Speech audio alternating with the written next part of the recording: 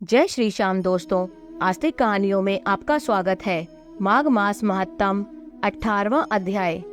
श्री वशिष्ठ ऋषि कहने लगे कि हे राजन, मैंने दत्तात्रेय जी द्वारा कहा माघ मास महत्तम।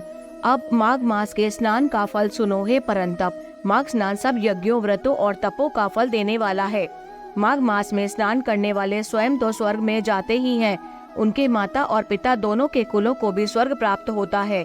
जो माघ मास में सूर्योदय के समय नदी आदि में स्नान करता है, उसके माता पिता के 7 कुलों की पीढ़ी स्वर्ग को प्राप्त होती है। माघ मास में स्नान करने वाले दुराचारी और कुकर्मी मनुष्य भी पापों से मुक्त हो जाते हैं और इस मास में हरि का पूजन करने वाले पाप समुदाय से छूटकर भगवान के सदृश शरीर वाले हो जाते हैं।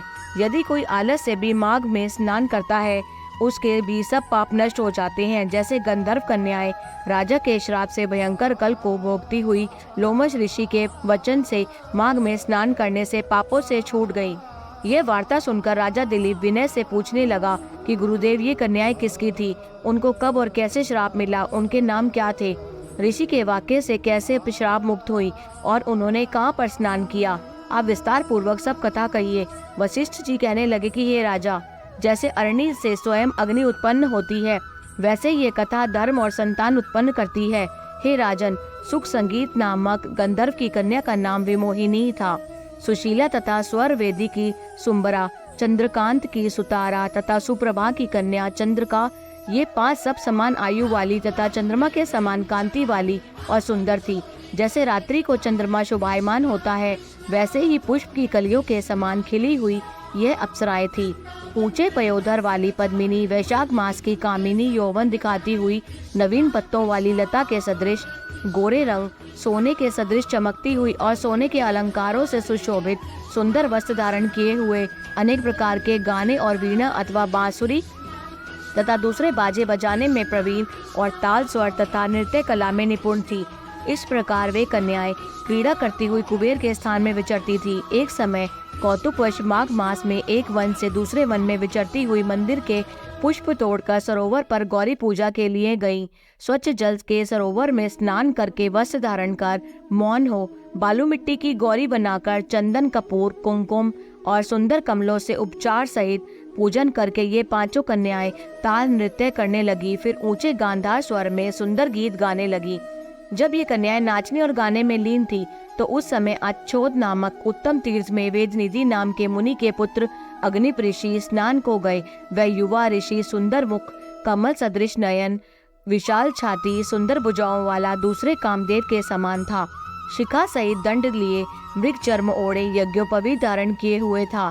उसको देखकर 5 कन्याएं मुग्ध हो गई और उसका रूप व यौवन देखकर कामदेव से पीड़ित हो देखो देखो ऐसा कहती हुई उस ब्राह्मण के चित्त में कामदेव का डर उत्पन्न करने लगी और आपस में विचार करने लगी कि यह कौन है।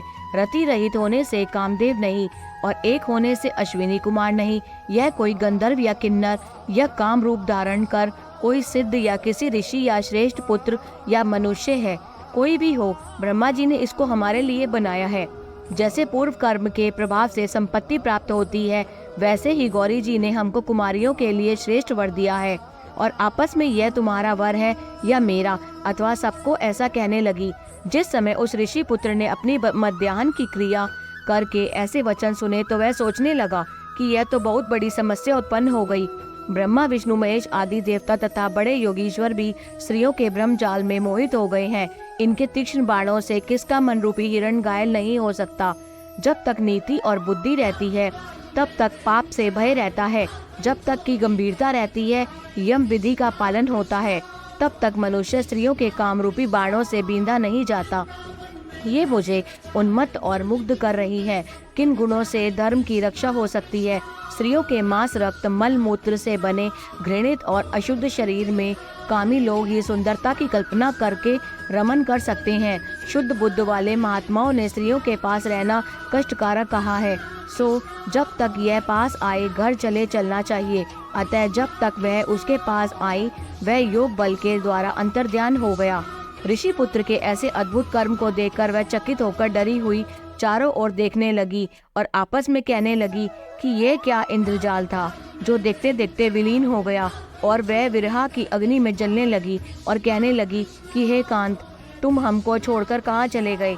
क्या तुमको ब्रह्मा ने हमको विरह रूपी अग्नि में जलाने के लिए बनाया था? क्या तुम्हारा चित्त दया रहित है जो हमारा चित्त दुखाकर चले गए? क्या तुमको हमारा विश्वास नहीं? क्या तुम कोई मायावी हो? बिना किसी अपराध के हम लोगों पर क्यों क्रोध करते हो? तुम्हारे बिना हम नहीं जिएंगी। जहाँ पर आप गए हो हमें शीघ्र ले चलो, हमारा संताप हरो और हमें दर्शन दो। सज्जन लोग किसी का नाश नहीं देखते। जय श्री श्याम।